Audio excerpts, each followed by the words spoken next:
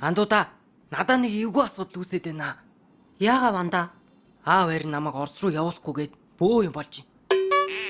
Ах нь гэж байгаад зөвлөлтүүд соц үед монголчуудыг бүрэн хараат байдалд оруулж бичиг соёлыг маань өөрчилж удам угсаа өв түүхийг минь галдан шатааж биднийг социалист үзэл сурталын хоосон толгойтой хүүхдэнүүд болгож байсан гашуун түүхтэй шүү. Аава.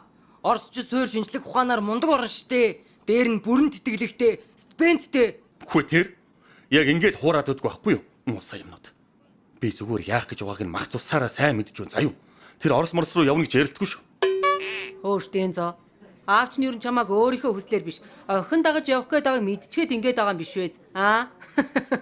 Аавч нь чамааг хүний газар очиод өөрийн тоодгүй охинд хаягдаад мяархи чинь зүүдэндээ харсан байх нь л дээ. Болдоо.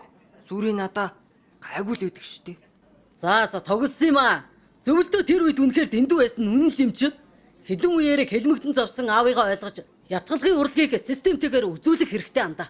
Ердөө 30 жилийн өмнө монголчууд оюун санаа, эдийн засгийн хувьд зөвлөлт системд бүрэн боолчлогдсон байдалтай төсвийнхөө дажхан хувийг зөвлөлт Оросоос татаасаар авдаг байсан.